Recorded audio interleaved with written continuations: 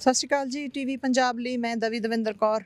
ਅੱਜ ਅਸੀਂ ਪੰਜਾਬੀ ਯੂਨੀਵਰਸਿਟੀ ਪਟਿਆਲਾ ਵਿੱਚ ਆਏ ਹਾਂ, ਜਿੱਥੇ ਨਵੇਂ ਖੇਤੀ ਕਾਨੂੰਨ, ਖੇਤੀ ਸੰਕਟ ਅਤੇ ਬਦਲਵੀਂ ਖੇਤੀ ਦੇ ਉੱਤੇ ਵਿਚਾਰ ਚਰਚਾ ਚੱਲ ਰਹੀ ਹੈ। ਵਿਚਾਰ ਚਰਚਾ ਹੋਈ ਜਿਸ ਵਿੱਚ ਮੁੱਖ ਬੁਲਾਰੇ ਕਿਸਾਨ ਆਗੂ ਬਲਬੀਰ ਸਿੰਘ ਰਾਜੇਵਾਲ ਸ਼ਾਮਲ ਹੋਏ। ਇਸ ਵੇਲੇ ਨਿੱਠ ਕੇ ਖੇਤੀ ਕਾਨੂੰਨਾਂ ਬਾਰੇ ਗੱਲਬਾਤ ਹੋਈ ਅਤੇ ਸਰਕਾਰਾਂ ਦੇ, ਕੇਂਦਰ ਸਰਕਾਰ ਦੇ ਕਾਰਪੋਰੇਟਾਂ ਹੱਥ ਪੂਰੇ ਦੇ ਪੂਰੇ ਮੁਲਕ ਨੂੰ ਗਹਿਣੇ ਧਰਨ ਦੇ ਬਾਰੇ ਨਿੱਠ ਕੇ ਵਿਚਾਰ ਚਰਚਾ ਹੋਈ ਅਤੇ ਆਗੂਆਂ ਨੇ ਪੱਖ ਰੱਖਿਆ ਕਿ ਸਾਡਾ ਗੁਜ਼ਾਰਾ ਤੇ ਸਿਰਫ ਇਹ ਖੇਤੀ ਕਾਨੂੰਨ ਇਕੱਲੇ ਰੱਦ ਕਰਕੇ ਹੀ ਨਹੀਂ, ਬਲਕਿ ਸਰਕਾਰ ਦਾ ਪਰ ਉਪਕਾਰੀ ਚਿਹਰਾ ਸਾਹਮਣੇ ਲਿਆ ਕੇ ਅਤੇ ਸਰਕਾਰਾਂ ਨੂੰ ਆਪਣੀ ਪਹੁੰਚ ਪਰ ਉਪਕਾਰੀ ਬਣਾ ਕੇ ਚੱਲਣ ਵਿੱਚ ਹੀ ਹੈ ਅਤੇ ਲੋਕਾਂ ਦੇ ਅੱਗੇ ਸਰਕਾਰ ਦੀ ਜਵਾਬਦੇਹੀ ਤੈਅ ਕਰਨਾ ਵੀ ਹੈ। ਉਹਨਾਂ ਨੇ ਹੋਰ ਬਹੁਤ ਸਾਰੇ ਕਾਨੂੰਨਾਂ ਦੀ ਨਿੰਦਿਆ ਵੀ ਕੀਤੀ ਅਤੇ ਲੋਕਾਂ ਨੂੰ ਸਿਹਤ, ਸਿੱਖਿਆ ਅਤੇ ਰੁਜ਼ਗਾਰ ਜਿਹੇ ਮੌਕੇ ਮੁਹੱਈਆ ਕਰਵਾਉਣ ਦੀ ਵੀ ਗੱਲ ਕੀਤੀ ਅਤੇ ਖੇਤੀ ਨੂੰ ਬਚਾਉਣ ਦੀ ਅਤੇ ਖੇਤੀ ਨੂੰ ਪਰਉਪਕਾਰੀ ਢੰਗ ਨਾਲ ਬਚਾਉਣ ਦੀ ਗੱਲ ਵੀ ਕੀਤੀ। ਹੁਣ ਸਾਡਾ ਕੀ ਕਸੂਰ ਹੈ? ਇੱਕ ਪਾਸੇ ਸਾਡੀ ਗਲਤੀ ਨਾਲ ਬਣੀ ਹੋਈ ਸਰਕਾਰ ਹੈ, ਅਸੀਂ ਵੋਟਾਂ ਪਾਤੀਆਂ, ਸਰਕਾਰ ਬਣਾਤੀ। ਸਾਡਾ ਸੰਵਿਧਾਨ ਕਹਿੰਦਾ ਹੈ government of the people, by the people, for the people. ਹੁਣ ਇਹ ਗਿਆ government of the corporate, by the people, for the corporate. ਅਸੀਂ ਗਲਤੀ ਕਰ ਲਈ, ਵੋਟਾਂ ਪਾਤੀਆਂ, ਸਰਕਾਰ ਬਣ ਗਈ। ਹੁਣ ਉਹ ਕਹਿੰਦੇ ਤੁਸੀਂ ਸਾਡੇ ਹੱਥ 'ਚ ਡੰਡਾ ਫੜਾਇਆ, ਡੰਡੇ ਨਾਲ ਕੁੱਟਾਂਗੇ। ਲੋਕ ਕੌਣ ਹੁੰਦੇ ਸਾਨੂੰ ਰੋਕਣ ਵਾਲੇ? ਅਸੀਂ ਦੋ ਆਦਮੀਆਂ ਨੇ ਸੌਦਾ ਕਰ ਲਿਆ, ਸਭ ਕੁਝ ਕਾਰਪੋਰੇਟ ਦੇ ਹਵਾਲੇ ਕਰਨਾ ਹੈ, ਤੇ ਤੁਸੀਂ ਕੌਣ ਹੋ ਸਵਾਲ ਉਠਾਉਣ ਵਾਲੇ? ਇਹ ਸਜ਼ਾ ਭੁਗਤ ਰਹੇ ਹਾਂ, ਚੁਣਨ ਦੀ, ਸਰਕਾਰ ਬਣਾਉਣ ਦੀ ਸਜ਼ਾ ਭੁਗਤ ਰਹੇ ਹਾਂ। ਉਹ ਰਾਜ ਹੱਟ 'ਚ ਫਸੇ ਹੈ। ਉਹ ਕਹਿੰਦੇ ਸਾਡੀ ਬੇਇੱਜ਼ਤੀ ਹੈ। ਆਪਣੇ ਹੀ ਲੋਕਾਂ ਦੇ ਨਾਲ ਨਿਆਂ ਕਰਨ ਵਾਸਤੇ ਸਰਕਾਰ ਬੇਇੱਜ਼ਤੀ ਮਹਿਸੂਸ ਕਰਦੀ ਹੈ। ਸਾਡੀ ਇੱਕ ਹੋਰ ਸਮੱਸਿਆ ਹੈ, ਸਾਡੇ ਦੇਸ਼ ਦੀਆਂ ਬਹੁਤ ਸਾਰੀਆਂ ਇੰਸਟੀਟਿਊਸ਼ਨਸ ਨੇ ਜਿਨ੍ਹਾਂ ਤੇ ਲੋਕਾਂ ਦਾ ਹਮੇਸ਼ਾ ਵਿਸ਼ਵਾਸ ਰਿਹਾ। ਅੱਜ ਸਾਨੂੰ ਸੁਪਰੀਮ ਕੋਰਟ ਕਹਿੰਦੀ ਉੱਠੋ, ਅਸੀਂ ਪਟੀਸ਼ਨਰ ਨਹੀਂ। ਉਹਨਾਂ ਦੇ ਇੱਕ ਸੱਜਣ ਨੇ ਪਟੀਸ਼ਨ ਪਾਈ ਹੈ, ਸਾਨੂੰ ਧੱਕੇ ਨਾਲ ਉਹਦੇ 'ਚ ਸ਼ਾਮਲ ਕੀਤਾ ਜਾ ਰਿਹਾ। ਅਸੀਂ ਪਾਰਟੀ ਬਣੇ ਨਹੀਂ, ਪਰ ਸੁਪਰੀਮ ਕੋਰਟ ਕਹਿੰਦੀ ਇਹਨਾਂ ਨੂੰ ਪਾਰਟੀ ਬਣਾਓ। ਉਹ ਸਾਨੂੰ ਉਠਾਉਣ ਵਾਲੇ ਜੱਜਾਂ ਨੂੰ ਉਸ ਵੇਲੇ ਪਤਾ ਨਹੀਂ ਕੀ ਹੋ ਗਿਆ, ਜਦੋਂ ਕਨਸਟੀਟਿਊਸ਼ਨ ਦੀ ਵਾਇਲੇਸ਼ਨ ਹੋਈ, ਉਹਨਾਂ ਨੇ ਸੂਆ ਮੋਟੋ ਨੋਟਿਸ ਲੈ ਕੇ ਕਿਉਂ ਨਾ ਰੱਦ ਕੀਤੇ ਕਾਨੂੰਨ? ਕਿਉਂ ਨਾ ਰੱਦ ਕੀਤੇ? ਐਸ ਐਜੀਟੇਸ਼ਨ ਦੀ ਲੋੜ ਕੀ ਸੀ ਜੇ ਸਾਡੀ ਸੁਪਰੀਮ ਕੋਰਟ ਨੇ ਆਪਣੀ ਜ਼ਿੰਮੇਵਾਰੀ ਨਿਭਾਈ ਹੁੰਦੀ ਤਾਂ?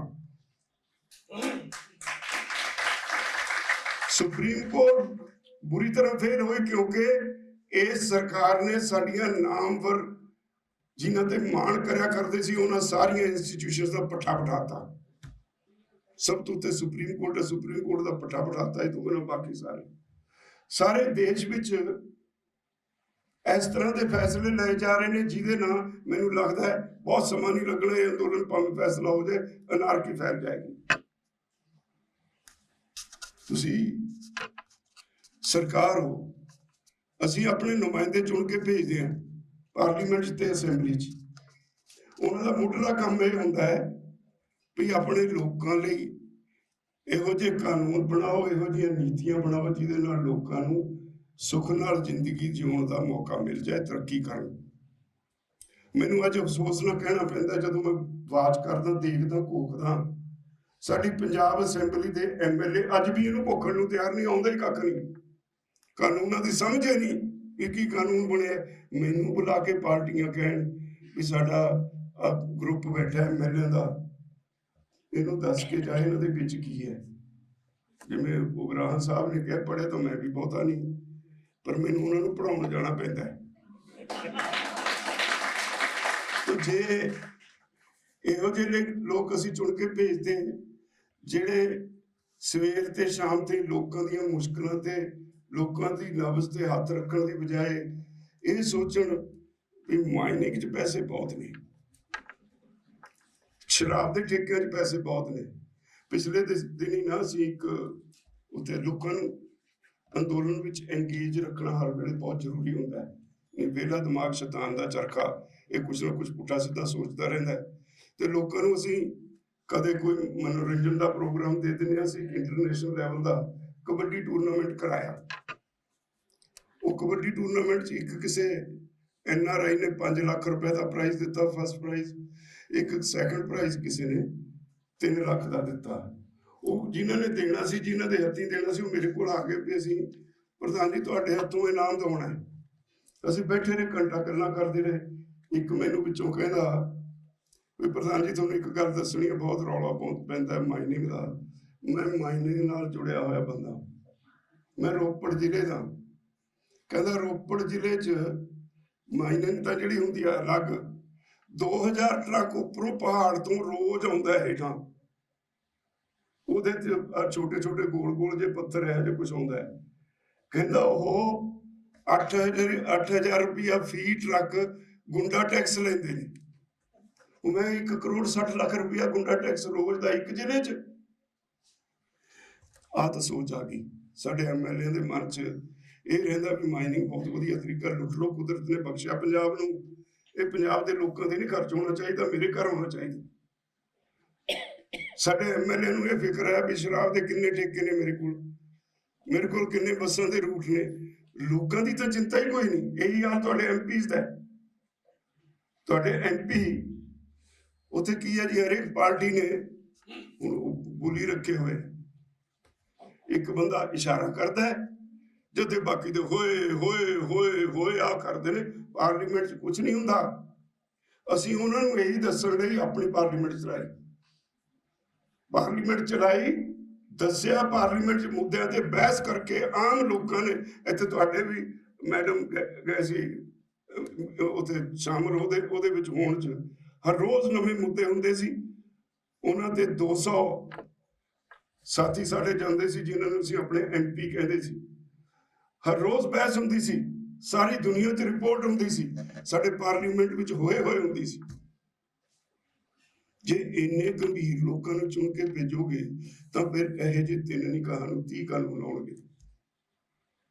ਅੱਜ ਸਾਡੀ ਚਿੰਤਾ ਇਹ ਨਹੀਂ 3 ਕਾਨੂੰਨਾਂ ਦੀ ਨਹੀਂ, ਇਹ ਤਾਂ ਅਸੀਂ ਖਤਮ ਕਰਵਾ ਲਾਂਗੇ। ਇੱਥੇ ਅੱਗੇ ਕੀ, ਇੱਥੇ ਕਹਿ ਰਹੇ ਸੀ ਉਗਰਾਹਾਂ ਸਾਹਿਬ ਯੂਨੀਵਰਸਿਟੀ ਦਾ ਜ਼ਿਕਰ ਕਰ ਰਹੇ ਸੀ। ਸਾਡੇ ਕੋਲ ਐਜੂਕੇਸ਼ਨ ਲਈ ਪੈਸਾ ਨਹੀਂ, ਜਦਕਿ ਸੰਵਿਧਾਨ ਅਨੁਸਾਰ ਐਜੂਕੇਸ਼ਨ, ਹੈਲਥ, ਐਗਰੀਕਲਚਰ ਤਿੰਨੇ ਸਟੇਟ ਸਬਜੈਕਟ ਨੇ। ਸੂਬੇ ਦੀ ਸਰਕਾਰ ਦੀ ਮੁੱਢਲੀ ਡਿਊਟੀ ਹੈ ਵੀ ਇੱਥੇ ਦੇ ਲੋਕ ਪੜ੍ਹੇ ਲਿਖੇ, ਗਿਆਨਵਾਨ, ਰਿਸ਼ਟ-ਪੁਸ਼ਟ ਮਨੁੱਖ ਹੋਣ, ਇਹ ਸਰਕਾਰ ਦੀ ਡਿਊਟੀ ਹੈ।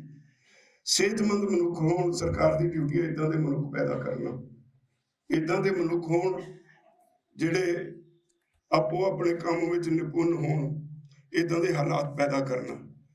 ਕਰ ਰਹੀ ਹੈ ਸਰਕਾਰ। ਸੈਂਟਰ ਵਾਲੇ ਤਾਂ ਲੱਗੇ ਹੀ ਹੈ। ਪੰਜਾਬ ਵਾਲੇ ਨੇ ਇੱਥੇ ਕਿੰਨੀਆਂ ਬੜਾ ਪਿਛਲੀ ਮਿਨਿਸਟਰੀ ਵਾਲੇ ਬੜਾ ਚਾਅ ਨਾਲ ਕਹਿੰਦੇ ਸੀ ਇੰਨੀਆਂ ਯੂਨੀਵਰਸਿਟੀਆਂ ਬਣਾਤੀਆਂ। ਇੱਕ ਯੂਨੀਵਰਸਿਟੀ ਦਾ ਮਾਲਕ ਸਾਡਾ ਹੀ ਮੁੰਡਾ ਹੈ, ਉਹ 3rd ਕਲਾਸ ਗ੍ਰੈਜੂਏਟ ਹੈ। ਯੂਨੀਵਰਸਿਟੀ ਬੜੀ ਵੱਡੀ ਹੈ, ਉਹਦੀ ਬਹੁਤ ਵੱਡੀ ਯੂਨੀਵਰਸਿਟੀ ਹੈ। ਤੇ ਸਾਰੇ ਸੈਂਟਰ ਦੇ ਮੰਤਰੀ, ਦੁਨੀਆ ਭਰ ਦੇ ਅੰਬੈਸਡਰ ਉਹ ਉੱਥੇ ਨੂੰ ਚਲੇ ਆਉਂਦੇ ਨੇ। ਤੇ ਉਹ ਫਿਰ ਕੀ ਪ੍ਰੋਡਿਊਸ ਕਰੂਗਾ ਜੀ? ਜੇ ਕੁਆਲਿਟੀ ਐਜੂਕੇਸ਼ਨ ਦੇ ਕੇ ਸਾਡੇ ਅੱਛੇ ਬੱਚੇ ਚੰਗੇ ਸ਼ਹਿਰੀ ਨਹੀਂ ਬਣਾਉਣੇ ਤਾਂ ਫਿਰ ਨਕਲ ਕਰਕੇ ਪਾਸ ਹੋਣਗੇ। ਮੇਰੀ ਜ਼ਿੰਦਗੀ 'ਚ ਮੇਰੇ ਰੋਲ ਮਾਡਲ ਭਗਤ ਪੂਰਨ ਸਿੰਘ ਨੇ, ਉਹ ਮੇਰੇ ਪਿੰਡ ਦੇ ਸੀ। ਮੈਂ ਬਚਪਨ ਤੋਂ ਉਹਨਾਂ ਦੇ ਨਾਲ ਰਿਹਾ। ਮੈਂ ਉਹਨਾਂ ਦੇ ਨਾਂ ਤੇ ਇੱਕ ਸਕੂਲ ਚਲਾਉਣਾ ਪਿੰਡ ਵਿੱਚ, ਕਦੇ ਸਰਕਾਰ ਤੋਂ ਤੇਲਾ ਨਹੀਂ ਲਿਆ। ਔਰ ਇੱਕ ਮਾਲਵਾ ਕਾਲਜ ਸਮਰਾਲੇ, ਉਹਦਾ ਵੀ ਮੈਂ ਪ੍ਰੈਜ਼ੀਡੈਂਟ ਹਾਂ। ਜਿਹੜੀ ਇੱਥੇ ਗੱਲ ਹੋ ਰਹੀ ਸੀ, ਮੈਂ ਬੈਠਾ ਹਾਂ ਦਫ਼ਤਰ 'ਚ, ਮੇਰੇ ਵਾਹਿਗੁਰੂ ਨੇ ਮਿਹਰ ਕੀਤੀ, ਜੇ ਮੇਰੇ ਹੁੰਦੇ ਕੋਈ ਗਰੀਬ ਬੱਚਾ ਫੀਸ ਨਹੀਂ ਦੇ ਹੁੰਦੀ ਆ ਗਿਆ, ਮੈਂ ਜੋ ਮਰਜ਼ੀ ਕਰਾਂ, ਕਿਸੇ ਨੂੰ ਕਹਾਂ ਉਹਦੀ ਫੀਸ ਕਿਸੇ ਕੋਲ ਜਮ੍ਹਾਂ ਕਰਵਾ ਕੇ ਬੱਚੇ ਨੂੰ ਮੁੜਨ ਨਹੀਂ ਦਿੰਦਾ। ਮੇਰੇ ਕਾਲਜ 'ਚ ਇੱਕ ਬੱਚੇ ਇਹੋ ਜਿਹੇ ਹਾਲਾਤ 'ਚ ਬੱਚੇ ਪੜ੍ਹਦੇ ਨੇ, ਕੰਬਣੀ ਛਿੜਦੀ ਹੈ। ਇੱਕ ਬੱਚੀ ਕਿਸੇ ਪ੍ਰੋਗਰਾਮ ਦੀ ਤਿਆਰੀ ਕਰ ਰਹੀ ਸੀ, ਫੰਕਸ਼ਨ ਸੀ, ਕੰਪੀਟੀਸ਼ਨ ਸੀ ਯੂਨੀਵਰਸਿਟੀ ਦਾ, ਗਿੱਧੇ ਦੀ ਤਿਆਰੀ ਕਰਦੇ ਬੇਹੋਸ਼ ਹੋ ਕੇ ਡਿੱਗ ਪਈ। ਉਹਨੂੰ ਜਿਹੜੇ ਸਟਾਫ ਦੇ ਪ੍ਰੋਫੈਸਰ ਸੀ ਉਹਨਾਂ ਨੇ ਪੁੱਛਿਆ ਵੀ ਬੇਟਾ ਕੀ ਹੋਇਆ? ਉੱਥੇ ਜਿਹੜੀ ਇੰਚਾਰਜ ਸੀ ਪ੍ਰੋਫੈਸਰ, ਉਹਨੇ ਬਾਰ-ਬਾਰ ਇੱਕ ਜਵਾਨ ਲੜਕੀ ਗਿਰ ਪਏ ਬੇਹੋਸ਼ ਹੋ ਕੇ, ਚਿੰਤਾ ਹੋ ਜਾਂਦੀ ਹੈ, ਉਹਨੇ ਬਾਰ-ਬਾਰ ਪੁੱਛਿਆ। ਬਹੁਤ ਦੇਰ ਬਾਅਦ ਉਹਨੇ ਰੋ ਕੇ ਕਿਹਾ, ਨਾ ਘਰ ਆਟਾ ਨਹੀਂ ਸੀ, ਨਾ ਰਾਤ ਰੋਟੀ ਖਾਧੀ, ਨਾ ਸਵੇਰੇ। ਉਹ ਭੱਜ ਕੇ ਮੇਰੇ ਕੋਲ ਆ ਗਈ। ਸਰ ਮੈਨੂੰ ਤਾਂ ਕੁੜੀ ਨੇ ਕਿਹਾ, ਮੈਂ ਤਾਂ ਸੁਣ ਹੋ ਗਈ। ਮੈਂ ਕਿਹਾ ਹੁਣ ਤੂੰ ਮੈਨੂੰ ਕਰਤਾ। ਮੈਂ ਸਾਰੇ ਕਾਲਜ ਦੇ ਬੱਚਿਆਂ ਲਈ, ਪੰਜਾਬ 'ਚ ਇੱਕੋ ਕਾਲਜ ਹੈ, ਫ੍ਰੀ ਲੰਗਰ ਦੁਪਹਿਰ ਵੇਲੇ ਸ਼ੁਰੂ ਕਰਤਾ। ਐਜੂਕੇਸ਼ਨ ਦੇ ਬਿਨਾਂ ਤੁਸੀਂ ਭਵਿੱਖ ਕਿਵੇਂ ਸਿਰਜ ਸਕਦੇ ਹੋ? ਮੁੱਢ ਇੱਥੋਂ ਤੁਰਦਾ ਹੈ। ਸਾਡੀ ਭਵਿੱਖ ਦੀ ਲੋੜ ਹੈ, ਸਾਡੇ ਬੱਚੇ ਵੈਲ ਐਜੂਕੇਟਿਡ ਹੋਣ, ਕੁਆਲਿਟੀ ਐਜੂਕੇਸ਼ਨ ਉਹਨਾਂ ਦੇ ਪੱਲੇ ਹੋਵੇ, ਕੰਪੀਟੀਸ਼ਨ 'ਚ ਮੋਹਰੀ ਰਹਿਣ। ਇਹ ਪੈਦਾ ਕਰਨ ਦੀ ਲੋੜ ਹੈ ਕਿਸੇ ਨੂੰ ਚਿੰਤਾ? तो क्वालिटी एजुकेशन का पट्ठा बिठाता प्राइवेटाइजेशन ने, और पॉलिटिशियन बरी हो गया। यूनिवर्सिटी वाले तो कितने फंड भी ले लेंदा हो, मार जो चंगा बनता है। यही नहीं, ਤੁਹਾਡੇ ਪੱਲੇ क्वालिटी एजुकेशन ही, हेल्थ सर्विसेज का की हाल है। प्राइवेट हस्पताल खुल गए, आयुष्मान भारत पता नहीं की स्कीम है। मेरे शहर च 2 ऐसे हस्पताल ने जिहड़े आप डॉक्टर क्वालीफाइड नहीं है, जाली सर्टिफिकेट नाल हस्पताल खोली बैठे ने। आयुष्मान भारत के हस्पताल चलता है, की ट्रीटमेंट दिंदे होणगे जी? वो सेहत का यह हाल है। खेती का हाल असीं सारे सवेर ते शाम से सारी दिहाड़ी यही रोना रोने, खेती का हाल बुरा है। खेती का हाल नहीं, रोजगार का हाल बुरा है। रोजगार खेती, क्योंकि खेती प्रधान सूबा है, तो खेती तो गल तुरदी तुरदी बिजनेस ते आ जाती है, इंडस्ट्री ते आ जाती है। ये जिहड़ा चलन चल पिया ना, सारा कुछ प्राइवेटाइज करन दा, ये देश लई अशुभ शगन है। अशुभ शगन है। जे देश नूं बचाउणा तो सानू इहदा विरोध करना पएगा। साडे किसी चीज की कमी नहीं। मैं एक दिन किसी सज्जन नाल बैठा सी, मैं कहा तमिलनाडु वाले ने शराब के ठेके ते कॉरपोरेशन बनाती। उन्होंने 2500 करोड़ की सालाना आमदन सी कॉरपोरेशन बनने तो पहला, बाद 25,000 करोड़ हो गई। असी 6 गुना शराब पंजाब विच कंजम्पशन हुंदी है तमिलनाडु नालों। साडी 6,000 करोड़ है आमदन सरकारी खजाने जाती, साडी नहीं 60,000 हो सकती। वो जिहड़ी 50-54,000 करोड़ बचू, वो बेहतरी ते नहीं लग सकता, एजुकेशन ते नहीं खर्च हो सकता, हेल्थ सर्विस ते नहीं खर्च हो सकता। माइनिंग च किसी की कोई लागत नहीं, कुदरत का बख्शिया हुआ खजाना है। असीं 30-40,000 करोड़ रुपया इथों कढ़ सकते हैं, अपनी स्टेट नूं डिवेलप कर सकते हैं। इन्हां नूं इक्को तरीका आ गया भी इन्हां जिहड़े रिसोर्सिस ने कुदरत ने बख्शे, इन्हां नूं खा जाओ। ये साडे घरां च आवे, लोकां दे ना लगे ते कर्जा ले लेके डिवेलपमेंट दिखाई जाओ। वोटां लेनी है, उदों छिट्टा दे दो, लो जी फलाने पिंड नूं इन्नी ग्रांट देती, फलाने नूं इन्नी ग्रांट देती। यह एक छोटा जिहा लालच दे दो किसी नूं, लो जी फलाने तबके नूं आ देता, ते मुड़ के जाके उहदे सारे वोटां ले लो, फिर मुड़ के उसी तरह लुटी जाओ। सिस्टम तो यह हो गया। लोकां नूं समझना पएगा। जे तुसी जिन्हों ये रंगला पंजाब कहते सी, असीं किसी वेले नंबर 1 स्टेट सी जिहड़ी किसी वेले इहनूं नंबर 1 ते लियाउण वास्ते तुहानूं ईमानदार लोकां दे नुमाइंदे चुनने पैणगे। इहदे बिना गुजारा नहीं होना। चोणां आ गईयां, जे तुसीं किस दा घर पट के 5 करोड़ रुपया खर्च करवा के उहनूं फेर MLA बनाउणा है, फिर वो 10 करोड़ कमाओ। तुसीं भी तो कसर नहीं रखी, ਉਹਦਾ 5 करोड़ खर्च करवा दिता। मैनू पिछले महीने कोई सज्जन मिलिया, वो हाले किसी पार्टी च गया नहीं, मैनू कहना प्रधान जी मैं तो 10 करोड़ रुपया कढ़िया पिया अड, नोट बिछा दूं। मैं तो उठ के आ गया, सोची पै गया भी 10 करोड़ खर्चण वाले तो वध वाले भी होणगे, फिर तो नोटां नाले वोटां आउंदियां तां ही है। फिर भला आदमी जिहने सेवा करनी है वो क्यों आऊगा इस काम च? मैं अपने नौजवान बच्चों को सत्ता देना विरोध करो तो यह लोगों का। ईमानदार बंदे लभ लो तो हो जाओ। एक बारी ठीक है, स्टेबल नहीं बनूगी सरकार, दूजी बारी बन जाओ। कोई किते तो खड़ना पऊ, जे तो स्टेट बचाउणी है ਜੇ ਦੇਸ਼ ਬਚਾਉਣਾ ਹੈ ਤਾਂ ਇਹਨਾਂ ਐਮਪੀਆਂ ਔਰ ਐਮਐਲਏਆਂ ਦੇ ਉੱਤੇ ਤੁਹਾਨੂੰ ਦਾਵਾ ਬੋਲਣਾ ਪਊ। ਇਹਦੇ ਬਿਨਾਂ ਪਾਲਿਸੀਜ਼ ਨਹੀਂ ਠੀਕ ਹੋਣੀ, ਇਹਦੇ ਬਿਨਾਂ ਕਾਨੂੰਨ ਠੀਕ ਨਹੀਂ ਬਣਨੇ, ਇਹਦੇ ਬਿਨਾਂ ਦੇਸ਼ ਦੀ ਵਿਕਰੀ ਬੰਦ ਨਹੀਂ ਹੋਣੀ। ਹੁਣ ਤੁਸੀਂ ਮੈਨੂੰ ਦੱਸੋ, ਪਿਛਲੇ ਦਿਨੀ ਕੋਲੇ ਦੀ ਸ਼ਾਰਟੇਜ ਹੋ ਗਈ, ਕਿਉਂ ਹੋਈ ਜੀ?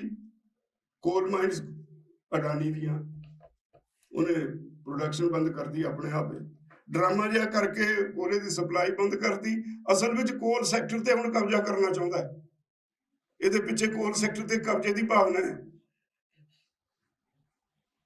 ਇਹੀ ਅਡਾਨੀ ਨੂੰ ਦੇ ਦਿਓ ਰੇਲਵੇਜ਼, ਅਡਾਨੀ ਨੂੰ ਦੇ ਦਿਓ ਹਵਾਈ ਅੱਡੇ, ਅਡਾਨੀ ਨੂੰ ਦੇ ਦਿਓ, ਕੋਲ ਸੈਕਟਰ ਦੇਤਾ। ਇੱਕ ਸੈਕਟਰ ਉਹਨੂੰ ਦੇ ਦਿਓ, ਇੱਕ ਦੇਤਾ ਉਹਨੂੰ ਤੇਲ ਦਾ ਸੈਕਟਰ ਦੇਤਾ ਅੰਬਾਨੀ ਨੂੰ। ਡਿਫੈਂਸ ਸੈਕਟਰ ਲੈ ਦੱਸੋ, ਕਦੇ ਪਿਓ ਦਾਦੇ ਨੂੰ ਬੰਦੂਕ ਬੜੀ ਨਹੀਂ ਹੋਣੀ, ਉਹਨੂੰ ਸਾਰੇ ਹਥਿਆਰ ਬਣਾਉਣ ਦੇ ਕਾਰਖਾਨੇ ਉਹਦੇ ਹਵਾਲੇ। ਸਾਡੀ ਫੌਜ ਵਾਸਤੇ ਹਥਿਆਰ ਬਣਾਉਣ ਦੇ ਸਾਰੇ ਕਾਰਖਾਨੇ ਉਹ ਅੰਬਾਨੀਆਂ ਦੇ ਹਵਾਲੇ। ਤੇ ਇਹੋ ਜਿਹੇ ਲੋਕ ਜਿਹੜੇ ਵਪਾਰੀ ਨੇ, ਦੇਸ਼ ਵਿੱਚ ਵਪਾਰੀਆਂ ਦੇ ਹੱਥ ਸਰਕਾਰ ਆ ਗਈ, ਲੁਟੇਰਿਆਂ ਦੇ ਹੱਥ ਸਰਕਾਰ ਆ ਗਈ, ਔਰ ਕਿਸੇ ਮੰਤਰੀ ਦੀ ਹਿੰਮਤ ਨਹੀਂ ਮੋਦੀ ਤੇ ਅਮਿਤ ਸ਼ਾਹ ਨੂੰ ਰੋਕ ਸਕਣ। ਦੋਹਾਂ ਦੇ ਹੱਥ ਤਾਕਤ ਹੈ, ਘੁਮਾਉਂਦੇ ਨੇ ਸਾਰਿਆਂ ਨੂੰ। ਸਾਰੇ ਤੋਂ ਬਿਨਾਂ ਕੋਈ ਸਲੂਟ ਮਾਰਨ ਤੋਂ ਸਿਵਾ ਕਿਸੇ 'ਚ ਤਾਕਤ ਹੈ ਨਹੀਂ, ਕਿਉਂਕਿ ਸਾਰਿਆਂ ਨੇ ਚੋਰੀਆਂ ਕੀਤੀਆਂ ਜਾਂ ਡਾਕੇ ਮਾਰੇ ਹੋਏ ਨੇ। ਉਹ ਫਿਰ ਜਿਹਦਾ ਜੀ ਕਿਤੇ ਈਡੀ, ਜਦੋਂ ਈਡੀ ਆ ਜਾਂਦੀ ਹੈ, 2 ਸ਼ਬਦ ਨੇ ਉਹ ਬਸ ਕਰਾ ਦਿੰਦੇ ਨੇ। ਸੋ ਦੇਸ਼ ਨੂੰ ਲੋੜ ਹੈ, ਜੇ ਭਵਿੱਖ ਨੂੰ ਬਚਾਉਣਾ ਹੈ ਇਸ ਦੇਸ਼ ਦੇ ਨੂੰ, ਸਾਡਾ ਭਵਿੱਖ ਆ ਬੱਚੇ ਨੇ, ਇਹਨਾਂ ਨੂੰ ਅਨਐਮਪਲੋਇਮੈਂਟ ਦੇ ਚੱਕਰ ਚੋਂ ਬਾਹਰ ਕੱਢਣਾ ਹੈ। ਤਾਂ ਮੈਨੂੰ ਇੱਕ ਸਮਝਾਇਓ, ਤੁਸੀਂ ਰੋਜ਼ ਇੱਥੇ ਰਿਸਰਚਰਸ ਬੈਠੇ ਨੇ, ਲੱਖਾਂ ਕਰੋੜ ਰੁਪਇਆ ਹਰ ਸਾਲ ਐਨਪੀਏ ਕਹਿ ਕੇ ਮਾਫ ਹੁੰਦਾ ਹੈ ਕਾਰਪੋਰੇਟ ਹਾਊਸਿਸ ਦਾ। ਹੋਰ ਜਿਹੜੇ ਬੈਨੀਫਿਟ ਦਿੰਦੇ ਨੇ ਉਹਨਾਂ ਨੂੰ ਰੇਟ ਆਫ ਇੰਟਰਸਟ ਘੱਟ ਹੁੰਦਾ ਹੈ, ਇਹੋ ਜਿਹਾ ਕਈ ਕੁਝ ਹੋਰ ਹੁੰਦਾ ਹੈ। ਤੇ ਜੇ ਐਜੂਕੇਸ਼ਨ ਤੇ ਖਰਚ ਕਰ ਦੋ, ਉਦੋਂ ਤਾਂ ਅੱਧੇ ਪੈਸੇ ਖਰਚ ਕਰ ਦੋ, ਸਾਰੇ ਦੇਸ਼ ਦੀ ਕਾਇਆ ਕਰਮ ਹੋ ਜਾਏਗੀ। ਤੋਂ ਸਭ ਤੋਂ ਪਹਿਲਾਂ ਮੁੱਢ ਮਨੁੱਖ ਨੇ, ਜਦੋਂ ਵਧੀਆ ਮਨੁੱਖ ਬਣਨਾ, ਮਾਪਿਆਂ ਨੇ ਬੱਚਾ ਪੈਦਾ ਕੀਤਾ, ਉਹਨੂੰ ਖੁਰਾਕ ਦਿੱਤੀ, ਇੱਕ ਸਟੇਜ ਆ ਗਈ, ਉਹਦੇ ਬਾਅਦ ਉਹਨੂੰ ਵਧੀਆ ਮਨੁੱਖ ਬਣਾਉਣ ਦੀ ਪ੍ਰਕਿਰਿਆ ਸ਼ੁਰੂ ਹੋ ਗਈ। ਉਹਦੇ ਵਿੱਚ ਸਮਾਜ ਦਾ ਆਪਣਾ ਇੱਕ ਯੋਗਦਾਨ ਹੈ। ਉਹਨੂੰ ਵਧੀਆ ਮਨੁੱਖ ਬਣਾਉਣਾ ਹੈ ਤਾਂ ਐਜੂਕੇਸ਼ਨ ਤੇ ਖਰਚ ਕਰਨਾ ਪਏਗਾ, ਹੈਲਥ ਤੇ ਖਰਚ ਕਰਨਾ ਪਏਗਾ। ਜੇ ਸਮਾਜ ਵਧੀਆ ਬਣਾਉਣਾ ਹੈ ਤਾਂ ਐਮਪਲੋਇਮੈਂਟ ਦਾ ਪ੍ਰਬੰਧ ਅਗੇਤਾ ਕਰਨਾ ਪਏਗਾ। ਉਹਦੇ ਵਿੱਚ ਐਸਾ ਜੋ ਬੱਚੇ ਦੇ ਅੰਦਰ ਟੈਲੈਂਟ ਆ, ਉਹਦੇ ਹਿਸਾਬ ਉਸ ਬੱਚੇ ਨੂੰ ਵੱਡਾ ਕਰਕੇ ਉਹਦੇ ਵਾਲੀ ਲਾਈਨ ਅਡਾਪਟ ਕਰਾਉਣੀ ਪਏਗੀ। ਤੇ ਅੱਜ ਬਦਕਿਸਮਤੀ ਇਹ ਹੈ ਵੀ ਅਸੀਂ ਅਮਰੀਕਾ ਵੱਲ ਦੇਖ ਕੇ ਬਹੁਤੇ ਫੈਸਲੇ ਲੈਣੇ। ਅਮਰੀਕਾ ਜਿੱਥੋਂ ਕਾਰਪੋਰੇਟ ਹਾਊਸਿਸ ਦੀਆਂ ਸਾਰੀਆਂ, ਹੁਣ ਇੱਥੇ ਆਪਾਂ ਦਵਿੰਦਰ ਸ਼ਰਮੇ ਉਹਨਾਂ ਨੂੰ ਸੁਣਦੇ ਸੀ, ਗਿੱਲ ਸਾਹਿਬ ਨੂੰ ਸੁਣਦੇ ਸੀ, ਪਰਖ 'ਚ ਉਧੇੜੀ ਜਾਂਦੇ ਸੀ ਉਹਨਾਂ ਦੇ, ਸਾਰੇ ਉਹਨਾਂ ਦੇ ਮਾਡਲ ਫੇਲ ਹੋ ਗਏ। ਤੇ ਇਹਨਾਂ ਨੂੰ ਕੀ ਹੋਇਆ ਜੀ, ਉਹਨਾਂ ਦੀ ਨਕਲ ਕਰਨ ਨੂੰ ਹਟਣਾ ਹੀ ਨਹੀਂ। ਇੱਥੋਂ ਨਵਾਂ ਮਾਡਲ ਆਪ ਕੋਈ ਪੇਸ਼ ਕਰਨ ਤਾਂ ਦੁਨੀਆ ਲਈ ਨਵਾਂ ਮਾਡਲ ਪੇਸ਼ ਕਰ ਸਕਦਾ ਇਹ ਦੇਸ਼। ਮੈਂ ਇੱਕ ਬੇਨਤੀ ਕਰਕੇ ਸਮਾਪਤ ਕਰਾਂਗਾ। ਮੈਂ ਪਹਿਲੀ ਵਾਰੀ ਜਦੋਂ ਵਿਦੇਸ਼ ਗਿਆ ਤਾਂ ਮੈਂ ਆਇਆ ਵਾਪਸ, ਮੇਰੇ ਇੱਕ ਸਾਥੀ ਦਾ ਬੇਟਾ ਇਮੀਗ੍ਰੇਸ਼ਨ 'ਚ ਅਫਸਰ ਸੀ, ਉੱਥੇ ਦਿੱਲੀ ਏਅਰਪੋਰਟ ਤੇ ਬੈਠਾ ਸੀ। ਲਾਈਨ 'ਚ ਆ ਕੇ ਮੈਂ ਪਾਸਪੋਰਟ ਉਹਦੇ ਅੱਗੇ ਰੱਖਿਆ ਵੀ ਮੋਹਰ ਲਾ ਦੇ। ਉਹਨੇ ਦੇਖਿਆ, ਅੰਕਲ ਆ ਗਏ? ਮੈਂ ਕਿਹਾ ਹਾਂ ਆ ਗਿਆ। ਕੀ ਦੇਖ ਕੇ ਆਏ ਹੋ? ਮੈਂ ਕਿਹਾ ਤੂੰ ਮੋਹਰ ਲਾ, ਆਪਾਂ ਸ਼ਾਮ ਨੂੰ ਘਰ ਬੈਠਾਂਗੇ 2 ਦਿਨ ਬਾਅਦ, ਫਿਰ ਤੈਨੂੰ ਦੱਸੂਗਾ। ਨਹੀਂ ਕਹਿੰਦਾ ਹੁਣੇ ਦੱਸੋ, ਨਹੀਂ ਮੈਂ ਸਾਰੀਆਂ ਲਾਈਨਾਂ ਰੋਕ ਦੇਣਾ। ਸੀਨੀਅਰ ਅਫਸਰ ਸੀ, ਸੁੱਝੇ ਨਾ। ਮੈਂ ਉਹਨੂੰ ਕਿਹਾ ਪੁੱਤਰਾ ਇੱਕੋ ਗੱਲ ਦੇਖੀ ਬਈ, ਜਿਨ੍ਹਾਂ ਨੂੰ ਅਸੀਂ ਵਿਕਸਿਤ ਦੇਸ਼ ਕਹਿੰਦੇ ਹਾਂ, ਉੱਥੇ ਨੇਚਰ ਨੇ ਨਹੀਂ ਉਹਨਾਂ ਨੂੰ ਇੰਨਾ ਕੁਝ ਦਿੱਤਾ, ਜਿੰਨੀ ਵਧੀਆ ਲੀਡਰਸ਼ਿਪ ਦੇਤੀ ਉਹਨਾਂ ਨੇ ਸਭ ਕੁਝ ਪੈਦਾ ਕਰ ਲਿਆ। ਸਾਨੂੰ ਨੇਚਰ ਨੇ ਸਭ ਕੁਝ ਦੇ ਦਿੱਤਾ, ਅਸੀਂ ਮਾੜੀ ਲੀਡਰਸ਼ਿਪ ਨਾਲ ਸਭ ਕੁਝ ਗਵਾ ਲਿਆ। ਇਸ ਦੇਸ਼ ਵਿੱਚ ਕਿਸੇ ਚੀਜ਼ ਦੀ ਕੋਈ ਕਮੀ ਨਹੀਂ। ਉੱਥੇ ਪਿਆਜ਼ ਐਡਾ ਵੱਡਾ ਮਿਲ ਸਕਦਾ ਹੈ, ਗੋਭੀ ਦਾ ਫੁੱਲ ਐਡਾ ਮਿਲ ਸਕਦਾ ਹੈ, ਕੋਈ ਟੇਸਟ ਨਹੀਂ। ਜਿੰਨੇ ਸੰਡੇਜ਼ ਤੁਹਾਡੇ ਕੋਲ ਨੇ ਉਹਨਾਂ ਕੋਲ ਨਹੀਂ। ਉਹ ਤਾਂ ਧੁੱਪ ਦੇਖ ਕੇ ਸਮੁੰਦਰ ਦੇ ਕੰਢੇ ਲਿਟਦੇ ਨੇ। ਤੇ ਤੁਹਾਡੀ ਹਰ ਸਬਜ਼ੀ ਦਾ, ਹਰ ਖਾਣ ਵਾਲੀ ਚੀਜ਼ ਦਾ ਟੇਸਟ ਵੱਖਰਾ ਹੈ। ਅੱਖਾਂ 'ਚੋਂ ਪਾਣੀ ਕੱਢ ਦਿੰਦਾ ਪਿਆਜ਼, ਤੁਹਾਡਾ ਛੋਟਾ ਜਿਹਾ ਹੁੰਦਾ ਹੈ, ਉਹਨਾਂ ਦਾ ਨਹੀਂ ਏਦਾਂ ਕਰਦਾ। ਇੰਨੇ ਵਧੀਆ ਦੇਸ਼ ਨੂੰ ਤੁਸੀਂ ਗਹਿਣੇ ਪਾਉਣ ਵਾਲੇ ਪਾਸੇ ਤੁਰ ਪਏ ਤੇ ਅਸੀਂ ਤਾਂ ਲੱਗੇ ਹਾਂ ਭਰਾਵੋ। ਉਗਰਾਹਾਂ ਸਾਹਿਬ ਕਹਿ ਗਏ ਸਾਡੀ ਤਾਂ ਲੜਾਈ ਹੈ, ਅਸੀਂ ਤਾਂ ਸਾਰੀ ਉਮਰ ਲੜਾਈ ਚ ਲਾਤੀ, ਅਸੀਂ ਤਾਂ ਲੱਗੇ ਹਾਂ। ਤੇ ਬਾਕੀ ਜਿਹੜੇ ਇੱਥੇ ਬੈਠੇ ਨੇ ਇਹ ਗੱਲਾਂ ਕਰਕੇ ਸਾਰ ਦਿੰਦੇ ਨੇ, ਉਹਨਾਂ ਨੇ ਨਹੀਂ ਕੁਝ ਕਰਨਾ, ਉਹਨਾਂ ਦੀ ਨਹੀਂ ਕੋਈ ਡਿਊਟੀ। ਸਾਡੇ ਆ ਵਿਦਿਆਰਥੀ, ਮੈਨੂੰ ਖੁਸ਼ੀ ਹੋਈ ਜਦੋਂ ਆਏ ਉੱਥੇ ਬਾਹਰ ਸਾਡੇ ਹੱਕ ਚ ਨਾਅਰੇ ਲਾਉਂਦੇ ਸੀ। ਮੈਂ ਧੰਨਵਾਦੀ ਹਾਂ ਉਹਨਾਂ ਦਾ। ਉਹਨਾਂ ਨੂੰ ਸਮਝ ਆਈ ਵੀ ਇਹ ਸਾਡੀ ਲੜਾਈ ਹੈ, ਤਾਂ ਉਹ ਸਾਡੇ ਹੱਕ ਚ ਨਾਅਰੇ ਲਾਉਂਦੇ ਸੀ। ਸਮਾਂ ਆ ਗਿਆ, ਲੋਕਾਂ ਨੂੰ ਸਮਝਣਾ ਪਏਗਾ 3 ਕਾਨੂੰਨਾਂ ਦੀ ਲੜਾਈ ਖਤਮ ਹੋ ਜਾਏਗੀ। ਕੁਝ ਲੋਕ ਐਵੇਂ ਇਧਰੋਂ ਉਧਰੋਂ ਲੱਤਾਂ ਬਾਹਾਂ ਫਸਾਉਂਦੇ ਨੇ, ਅਦਰਵਾਈਜ਼ ਇਹ ਫੈਸਲਾ ਹੋ ਜਾਏਗਾ। ਹੁਣ ਢਾਹ ਰਹੇ ਨੇ ਅਸੀਂ। ਉਹਨਾਂ ਦੀ ਇਹ ਵੀ ਕੋਈ ਲੰਬਾ ਕਰੇ ਤੇ ਥੱਕ ਜਾਣਗੇ, ਉਹ ਵੀ ਉਹਨਾਂ ਦੀ ਗੱਲ ਫੇਰ ਸਾਬਤ ਹੋ ਗਈ। ਉਹਨਾਂ ਨੂੰ ਪਤਾ ਲੱਗ ਗਿਆ ਵੀ ਦਮ ਬਹੁਤ ਹੈ ਲੋਕਾਂ ਵਿੱਚ। ਸਾਡੇ ਨਾਲ ਜਿਹੜੇ ਵਿਦੇਸ਼ਾਂ 'ਚ ਬੈਠਾ ਸਾਡਾ ਭਾਈਚਾਰਾ ਹੈ, ਜਿਹੜੀ ਸਾਡੀ ਆਪਸੀ ਸਾਂਝ ਹੈ, ਇਹਦਾ ਕੋਈ ਮੁਕਾਬਲਾ ਨਹੀਂ ਦੁਨੀਆ ਵਿੱਚ। ਤੇ ਅੱਜ ਜਿੰਨਾ ਕੁਝ ਉੱਥੇ ਹੋ ਰਿਹਾ ਹੈ, ਜੇ ਸਾਰਾ ਸਮਾਜ ਉਹਦੇ ਵਿੱਚ ਇਨਵੋਲਵ ਨਹੀਂ ਤਾਂ ਕਿਉਂ ਹੋ ਰਿਹਾ? ਸਾਨੂੰ ਪਤਾ ਵੀ ਨਹੀਂ ਲੱਗਦਾ ਕਿੱਥੋਂ ਆਟਾ ਆ ਜਾਂਦਾ ਹੈ, ਕਣਕ ਆ ਜਾਂਦੀ ਹੈ, ਕਿੱਥੋਂ ਸਬਜ਼ੀ ਆ ਜਾਂਦੀ ਹੈ, ਕਿੱਥੋਂ ਦੁੱਧ ਆਉਂਦਾ ਹੈ। ਤੁਸੀਂ ਉੱਥੇ ਏਸੀ ਤਾਂ ਲਵਾਤੇ, ਸਾਨੂੰ ਹੋਰ ਕੀ ਕਰੋਗੇ? ਏਸੀ ਲੱਗੇ ਨੇ ਉੱਥੇ ਸਾਡੇ ਕੋਲ ਦੀਆਂ ਜਿਹੜੀਆਂ ਅਸੀਂ ਬਣਾਈਆਂ ਨੇ, ਬਣਾਉਟੀ ਘਰ ਬਣਾਏ ਨੇ। ਇਹ ਠੀਕ ਹੈ, ਧਰਤੀ ਤੇ ਲਿਟਣਾ ਪੈਂਦਾ, ਅੰਦੋਲਨ ਹੈ, ਸੱਤਿਆਗ੍ਰਹੀ ਆ। ਸੱਤਿਆਗ੍ਰਹੀ ਦੀ ਮੁੱਢਲੀ ਗੱਲ ਇਹ ਹੁੰਦੀ ਹੈ, ਆਪਣੇ ਸਰੀਰ ਤੇ ਕਸ਼ਟ ਚੱਲੋ, ਜਿਹਦੇ ਨਾਲ ਲੜਾਈ ਹੈ ਉਹਦੀ ਸੁੱਤੀ ਜ਼ਮੀਰ ਨੂੰ ਜਗਾਓ। ਸੱਤਿਆਗ੍ਰਹੀ ਆ, ਸੱਤਿਆਗ੍ਰਹਿ ਕਰ ਰਹੇ ਆ, ਪਰ ਦੂਣੇ ਚਾਹੁੰਦੇ ਆ, ਕਿਉਂਕਿ ਸਾਡਾ ਪਿੱਛਾ ਜਿਹੜਾ ਨਾ ਉਹ ਬਹੁਤ ਤਕੜਾ ਹੈ। ਸਾਡਾ ਗੁਰੂ ਸਾਹਿਬਾਨਾਂ ਨੇ ਜੋ ਸਾਨੂੰ ਬਖਸ਼ਿਸ਼ ਕੀਤਾ ਨਾ, ਉਹਦਾ ਕੋਈ ਮੁੱਲ ਨਹੀਂ। ਬਹੁਤ ਅਮੀਰ ਵਿਰਸੇ ਦੇ ਮਾਲਕ ਅਸੀਂ ਹਾਰਨ ਵਾਲੇ ਲੋਕ ਨਹੀਂ। ਅਸੀਂ ਦੁਨੀਆ ਨੂੰ ਹਮੇਸ਼ਾ ਨਵਾਂ ਰਾਹ ਦਿਖਾਇਆ। ਅੱਜ ਇਹੋ ਗੱਲ ਹੈ, ਸਾਰੀ ਦੁਨੀਆ ਤੁਹਾਡੇ ਇਸ ਅੰਦੋਲਨ ਵੱਲ ਦੇਖ ਰਹੀ ਹੈ। ਉਹ ਕਹਿੰਦੇ ਨੇ ਕਾਰਪੋਰੇਟ ਦੇ ਖਿਲਾਫ ਆਵਾਜ਼ ਉਠਾਈ ਹੈ। ਸਾਰੀ ਦੁਨੀਆ ਇਸ ਅੰਦੋਲਨ ਨੂੰ ਕਿਸਾਨ ਅੰਦੋਲਨ ਕਰਕੇ ਨਹੀਂ ਕਹਿੰਦੀ, ਸਾਰੀ ਦੁਨੀਆ ਕਹਿੰਦੀ ਹੈ ਕਾਰਪੋਰੇਟ ਦੇ ਖਿਲਾਫ ਜੇ ਕਿਸੇ ਨੇ ਆਵਾਜ਼ ਉਠਾਈ ਹੈ ਤਾਂ ਪੰਜਾਬ ਦੇ ਕਿਸਾਨਾਂ ਨੇ ਮੁੱਢ ਬੰਨਿਆ ਤੇ ਪੰਜਾਬੀਆਂ ਦਾ ਸਿਰ ਉੱਚਾ ਹੋਇਆ ਇਸ ਅੰਦੋਲਨ ਨਾਲ। ਤੋਂ ਮੇਰੀ ਜਿਹੜਾ ਤੁਸੀਂ ਇਹ ਕੰਕਲੂਡ ਕਰੋਗੇ, ਉਹਦੇ ਚ ਮੇਰੀ ਇਹ ਬੇਨਤੀ ਜ਼ਰੂਰ ਜ਼ਿਕਰ ਕਰਿਓ ਵੀ ਭਵਿੱਖ ਲਈ ਇਸ ਦੇਸ਼ ਨੂੰ ਜਿੱਥੇ ਆਰਥਿਕ ਤੌਰ ਤੇ ਮਜ਼ਬੂਤ ਹੋਣ ਵਾਸਤੇ ਲੜਨਾ ਪਏਗਾ, ਹਰ ਇੱਕ ਨੂੰ, ਹਰ ਪਰਿਵਾਰ ਨੂੰ ਰੁਜ਼ਗਾਰ ਉਹਦੇ ਲਈ ਲੜਨਾ ਪਏਗਾ। ਉੱਥੇ ਐਜੂਕੇਸ਼ਨ, ਹੈਲਥ, ਐਗਰੀਕਲਚਰ, ਜਿਹੜੇ 3 ਬੇਸਿਕ ਗੱਲਾਂ ਨੇ, ਇਹਨਾਂ ਨੂੰ ਮਜ਼ਬੂਤ ਕਰਨ ਵਾਸਤੇ ਸਾਨੂੰ ਲੜਨਾ ਪਏਗਾ। ਇਹਨਾਂ ਨੂੰ ਮਜ਼ਬੂਤ ਕਰਨ ਵਾਸਤੇ ਸਾਨੂੰ ਆਪੋ ਆਪਣਾ ਯੋਗਦਾਨ ਪਾਉਣਾ ਪਏਗਾ, ਫਿਰ ਹੀ ਅਸੀਂ ਕਾਮਯਾਬ ਹੋ ਸਕਾਂਗੇ। ਬਹੁਤ ਬਹੁਤ ਧੰਨਵਾਦ। ਸਤਿ ਸ਼੍ਰੀ ਅਕਾਲ ਜੀ, ਮੈਂ ਨਿਰਮਲ ਮਾਨ, ਪੂਰਾ ਟੈਕਸ ਸੈਟਲਮੈਂਟ ਤੋਂ। ਇਹ ਤੁਸੀਂ ਵੀਡੀਓ ਦੇਖ ਰਹੇ ਸੀ ਟੀਵੀ ਪੰਜਾਬ ਦੇ ਉੱਤੇ। ਇਹੋ ਜਿਹੇ ਹੋਰ ਜਾਣਕਾਰੀ ਭਰਪੂਰ ਵੀਡੀਓ ਦੇਖਣ ਵਾਸਤੇ ਟੀਵੀ ਪੰਜਾਬ ਦੇ ਚੈਨਲ ਨੂੰ ਸਬਸਕ੍ਰਾਈਬ ਕਰੋ ਤੇ ਨਾਲ ਹੇਠ ਦਿੱਤੇ ਹੋਏ ਬੈਲ ਆਈਕਨ ਦੇ ਬਟਨ ਦਬਾਓ। ਸਤਿ ਸ਼੍ਰੀ ਅਕਾਲ।